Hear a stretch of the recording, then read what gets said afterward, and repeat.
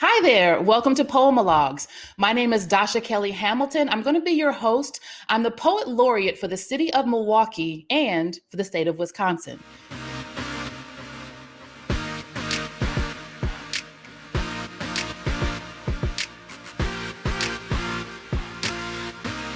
And Poemalogues is a chance for all of us to get around and have a free-flowing conversation about topics that all of us live with: joy, legacy, justice, freedom, wonder. Today, we're going to talk about legacy. So when I thought about legacy today, I recently was reading a story that was written about me.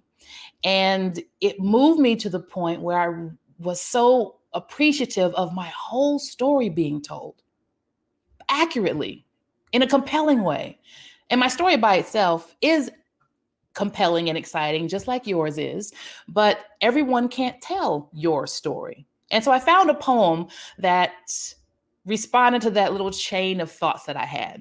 And today's guest definitely is in the throes of thinking legacy with a toddler racing around her ankles these days, but also an idea of legacy for men and women around the world. So I'm so excited for you to meet my good friend, Samantha Collier. Samantha, how are you today?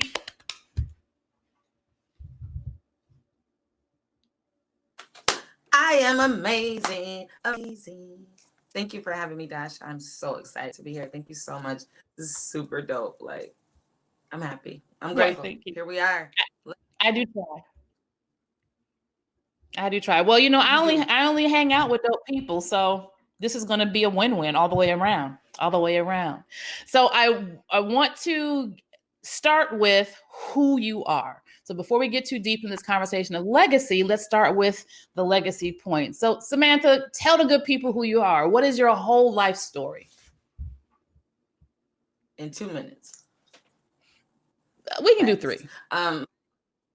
Three. I am a thriver of many things. I am from the west side of Chicago. Yes, resident. I have resided in Milwaukee since I was 12 years old. I am the youngest of four. I have a son named Africa who is 2. I am the founder of an amazing organization called Team Teal 365 Inc. We just now became nonprofit. We started as just a little engine that could just wanted to tell people and empower people around sexual assault and sexual violence in a non-triggering, non-traumatic, non-woe is me way. I am a thriver again from sexual violence and other violences, but very much so I like to spend a lot of my time focusing on the healthier part of life, the healthier part of like resilience, getting through a lot of the pain that we have went through, not just with me, but like my community within my family, just being able to be that bridge of understanding, that bridge of compassion. I am a faithful woman, so I'm very balanced. I say you need a little bit of the righteous and a little bit of the ratchet. It kind of all goes together, So I am truly, I am truly grateful to be a part of the dopeness that happened in this world. I'm one of those human beings that ain't no going back. We're going forward. We're calling things forward. We're manifesting that. I'm grateful to have people around me that check me and let me, figure things out on my own, even if that's having discernment. Yeah, that's hard to find, when you are someone who is clear about maybe not where you're going, but that you're going somewhere. You want to have folks around you that can at least appreciate that journey. And I want to go back to something else, a couple of things that you said. You mentioned being a bridge. So yes, in a community sense, but I'm going to go back to that family part. So I think that's an interesting role to play.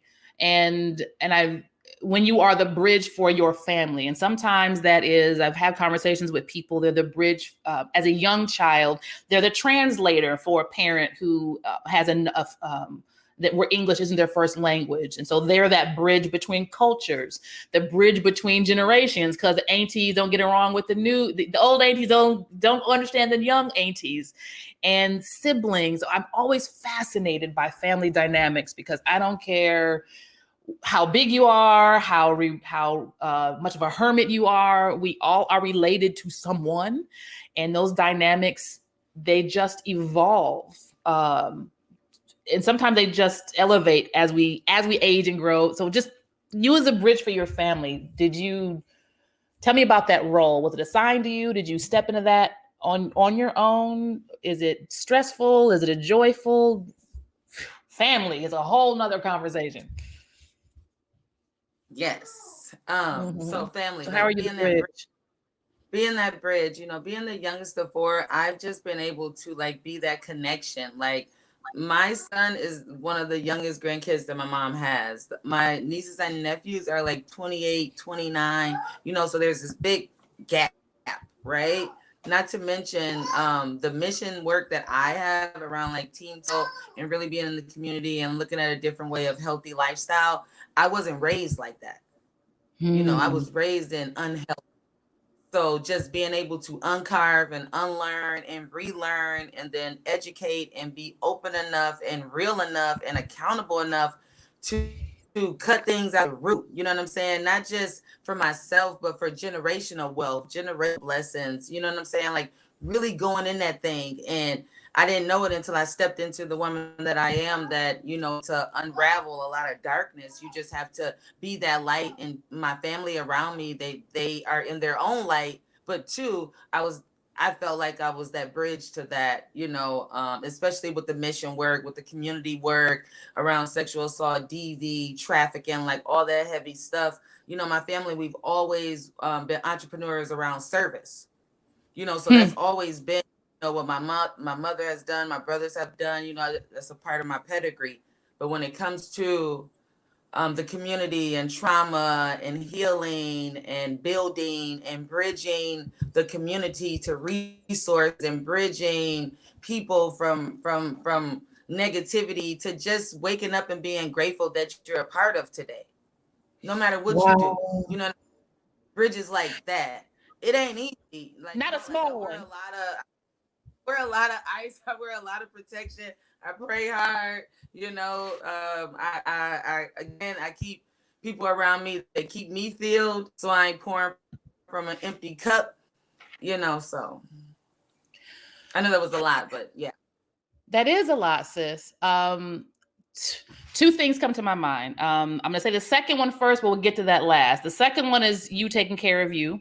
First question, though, is how to phrase this. For you to identify your opportunity, right, as a cycle breaker for you and your family.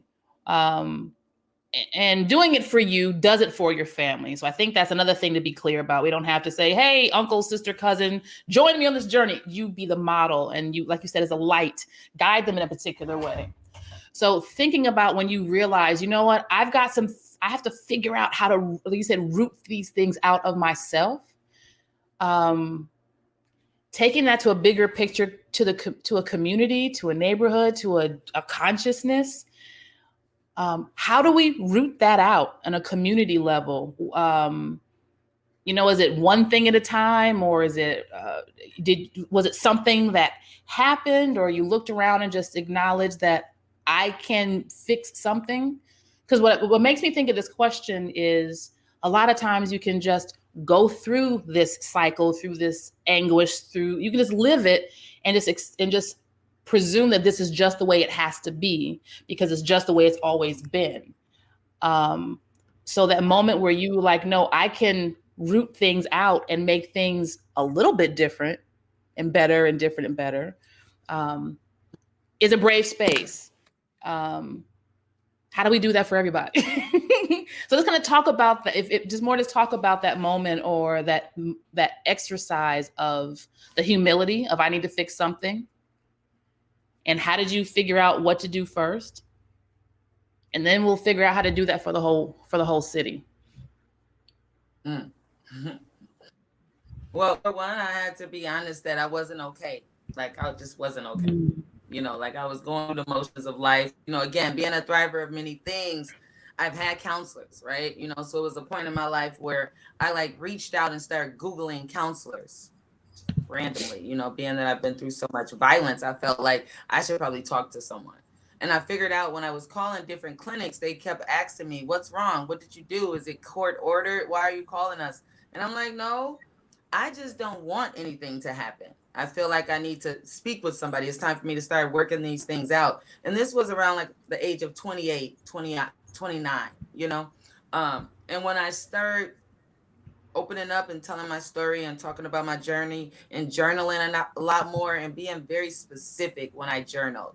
You know, it was more of how Samantha felt. How did I deal with different situations? Not so much as what the person on the outside of me did me, but how am I taking it? How am I going to deal with it? How do I look at me?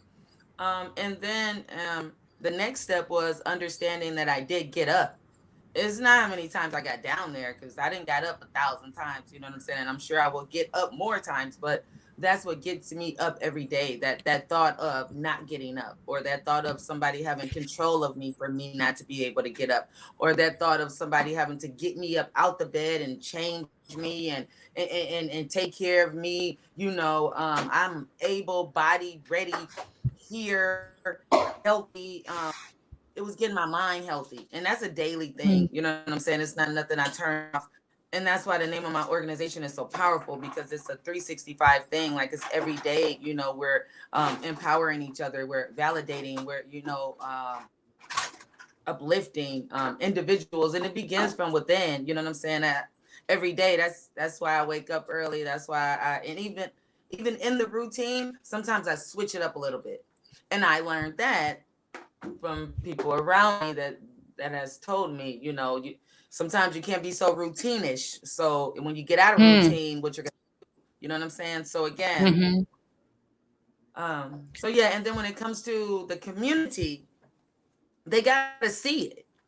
You know, so I'm you know, I talk about my story, I talk about where I am, I talk about the ashes that it took to walk in this grace.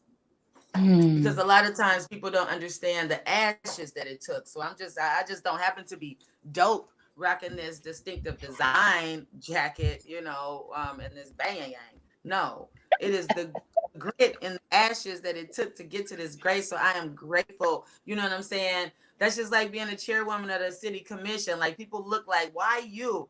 Why you don't look like what fits that thing. And that's why the universe and God allows us to show them, what does it look like?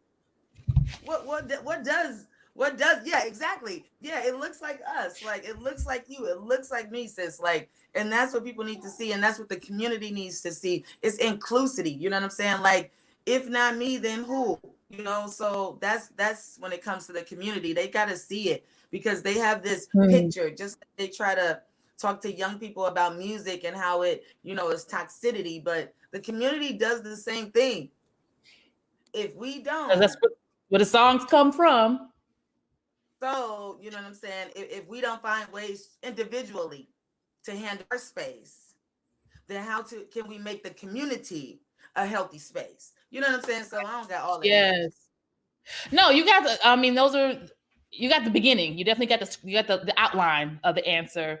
And I like what you said, the part about where people show up having done the work. So then the interest is less about who is shiny, and who fits this profile that somebody 15, 20, 30, 40 years ago made, that we adopted.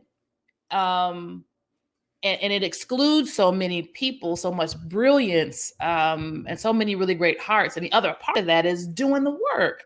I mean, that personal work. So then we're then giving merit of who has shown up and has done that kind of healing. You're right. It's an outline. We got a ways before we get there. I was talking to a colleague of mine, and he was sharing a story of a friend of his who married a woman from Eastern Europe. And when she came to the United States and went into one of the grocery stores, he described she started to cry. And it was like, of course, you know, oh, because finally, no, she was angry. She was angry. She's like, y'all got all of this food? You have all of this kind of food? She said, and where I come from, you go into a store and you'll have a bit of this, a bit of that, but y'all have all of this? and places have nothing. And then she went home and took a bite of this tomato and said, and it don't taste like nothing. So y'all just shiny and bright. Y'all just shiny and bright, but you don't taste like nothing. So one, that's a conversation about our nation, but that comes to my mind right now when you talk about, you know, you don't look like who's supposed to be in this role. So we've been conditioned to want things that are shiny and bright, but don't taste like nothing. I can tell you right now, Samantha Collier is flavorful AF, right? So how are you working in that role of perceptions, expectations, Robert's rules of order in the face of the work you have to do? You know, that whole idea of the much is given, much is expected, you know, and I'm only to worry about me, so I can't worry that you're affected by this dopeness that I'm bringing to the room or the Zoom or the whatever. I'll just say you're welcome. It truly, like, it's for us to do it. Like I never knew of me. So at the end of the day, at 41, like, I want somebody to know that there's a them, and I want them to be better than them, and they can do amazing situations like this with a 2-year-old in the background running. It's all possible. It's all possible.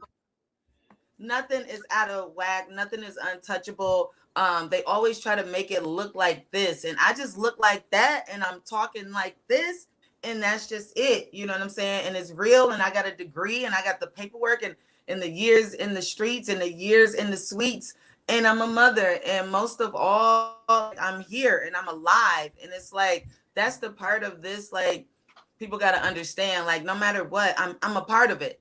So whatever it is, I'm a part of it. I'm up, I'm showing up, you know, I'm learning, I'm growing, I'm giving, you know, I'm humble, but I'm also very bold, and I'm very specific about the way I move, and about the energies I keep around me, and about the access.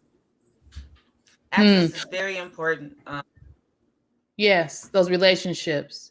What is like, what's one tip or sweet ritual or bit of advice for, all of us are in this journey being human beings where there's all the different points, but to have all of that, a bridge for your family, a cycle breaker for the community, a leader in a movement, a mother of a soon to be man. I said soon just to kind of get you ready. It's gonna go so fast, but a mother of a man child, and taking care of your, what's the tip to still keep you centered, to still keep you well with all of that, especially the heaviness of the work that you do?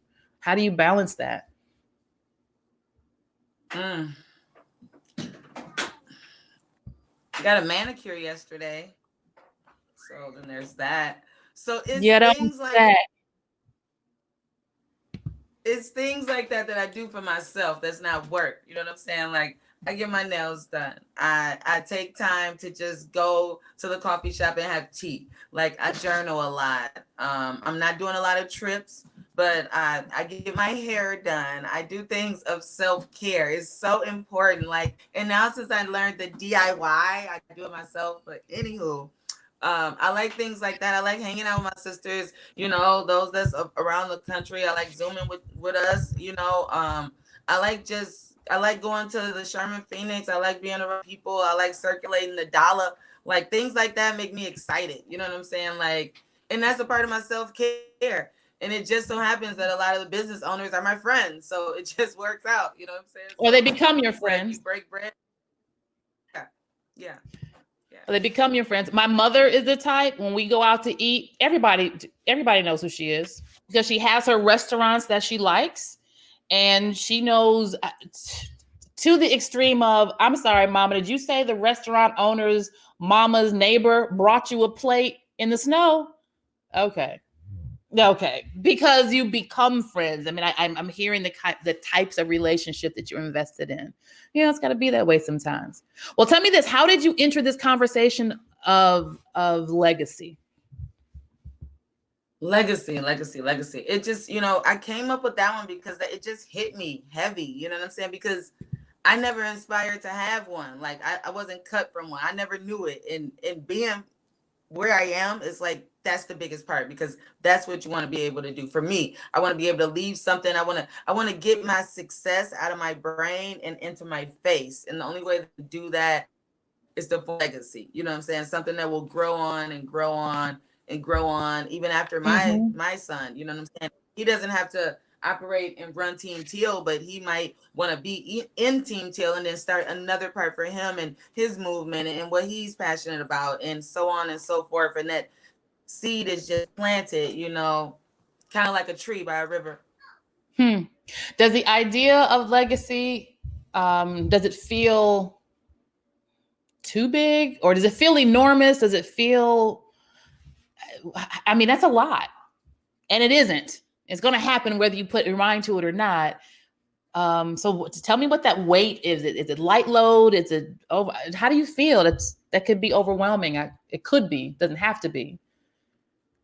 It has been, like, getting to this point. Even oh, 50 years, like, just, you know, we just now became nonprofit, you know, so it's been a chugga along, you know.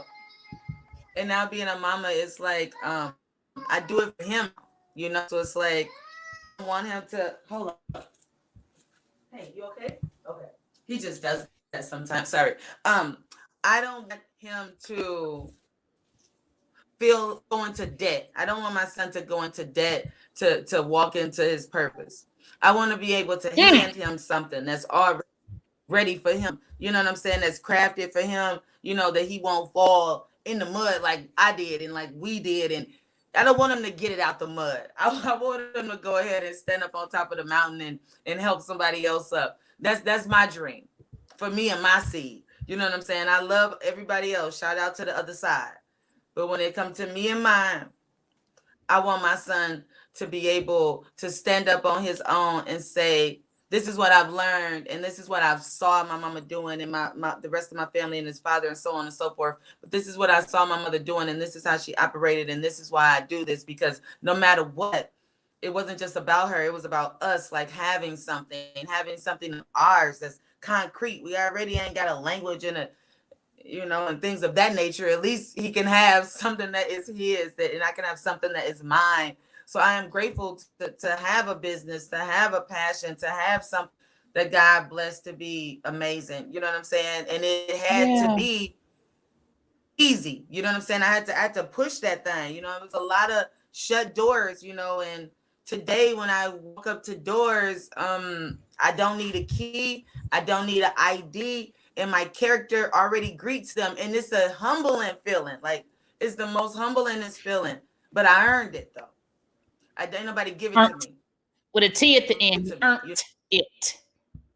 And I love the notion that your legacy for your son is not just about resources. I mean, it is.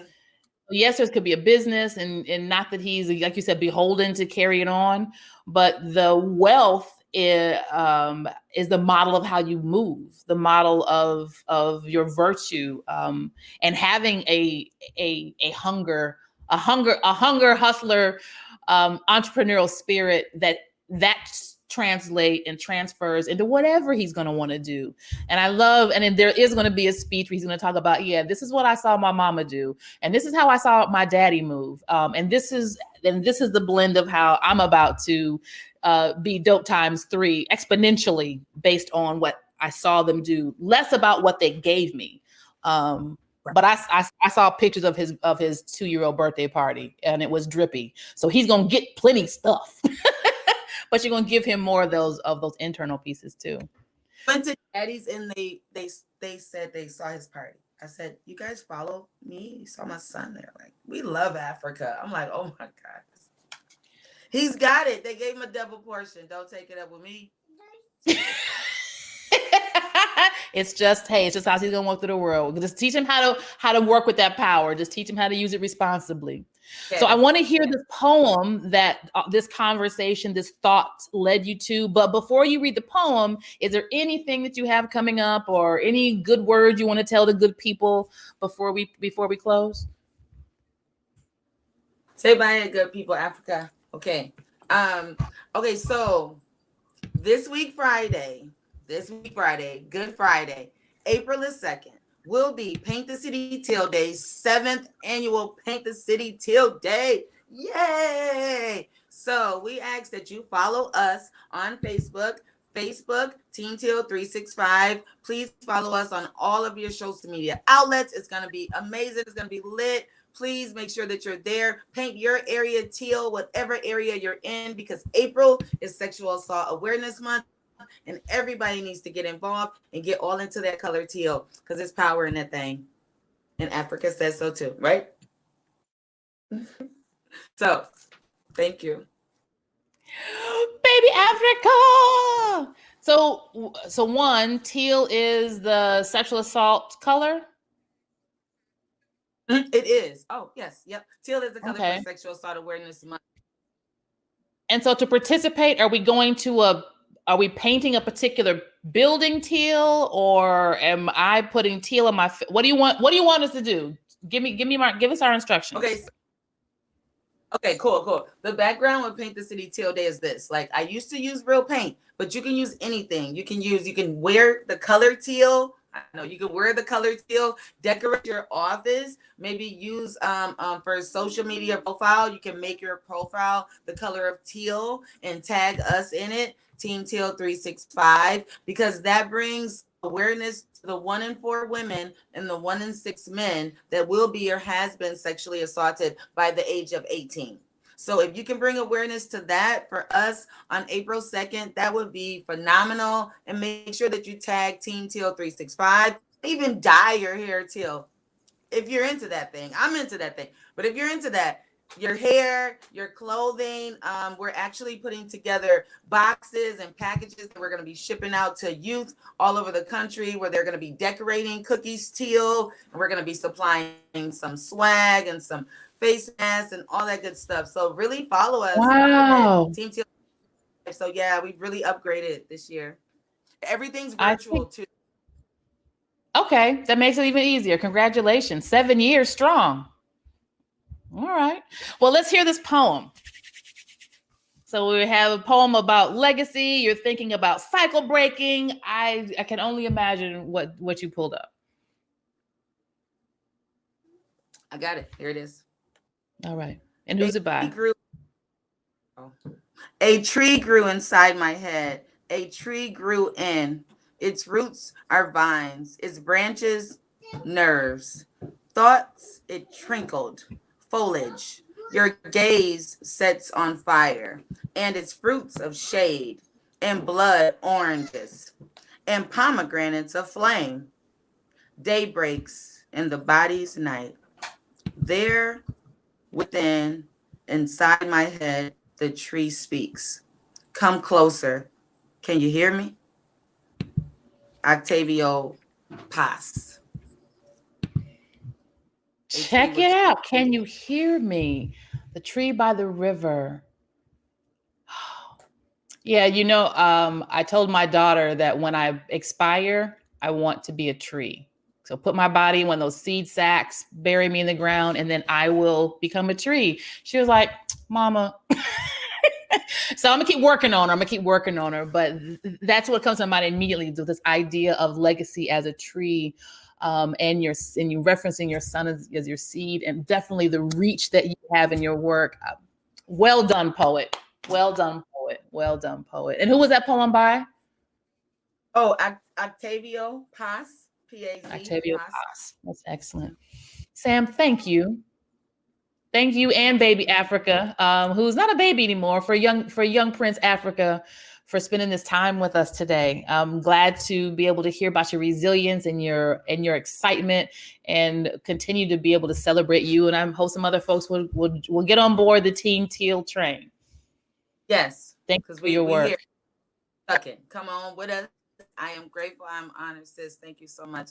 It's been beautiful to blaze with you. I hope that someone was empowered by this, even whatever I said. I hope that someone listens and they feel the love that they are alive, and get up and stay stuck way Way up there. You hear me? Stay stuck way up there. Yeah, be stuck up. Be stuck up. Way I up love there. it. Thank you, Sam. Thank you, Dash. Have a beautiful day. Excellent. Excellent. I love you.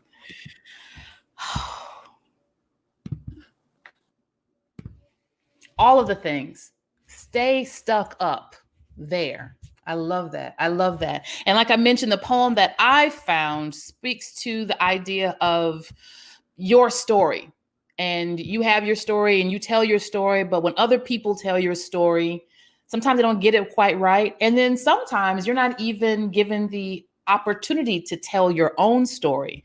So this is a piece that I found by a poet that I recently started to read. I won't say recently learned of them, but was really drawn into their work after having a chance to hear an incredible interview that they gave. So you get to hear someone's spirit, and it definitely helps you hear their words a bit differently. So that's a privilege and a benefit. So often we're with the words. So these words found me, and it is by Ocean Vuong. Tell me something good. You are standing in the minefield again. Someone who is dead now told you it was where you would learn to dance. Snow on your lips like a salted cut. You leap between your deaths, black as God's periods, your arms cleaving little wounds in the wind. You are something made, then made to survive, which means you are somebody's son. Which means if you open your eyes, you'll be back in that house beneath a blanket with printed yellow sailboats. Your mother's boyfriend, his bald head ringed with hair like a planet on fire, kneeling by your bed again, air of whiskey and crushed Oreos, snow falling through the window, ash returned from a failed fable. His spilled ink hand on your chest, and you keep dancing inside the minefield, motionless. The curtains fluttering, honeyed light beneath the door, his breath, his wet blue face, earth. Spinning in no one's orbit, and you want to say, hey, I think your dancing is gorgeous. A little waltz to die for, darling. You want someone to say all this. You want someone to say all this is long ago. That one night very soon you'll pack a bag with your favorite paperback and your mother's 45, that the surest shelter was always the thoughts above your head. That it's fair. It has to be how your hands hurt us, then gave us the world. How can you love the world until there's nothing left to love but yourself? Then you can stop. Then you can walk away, back into the fog-walled minefield, with a vein in your neck adores you to zero. You can walk away. You can be nothing and still breathing. Believe me. We're talking about legacy today. Maybe we'll talk about wonder next week, or joy, or justice. We'll see. Hope to see you there. Thank you.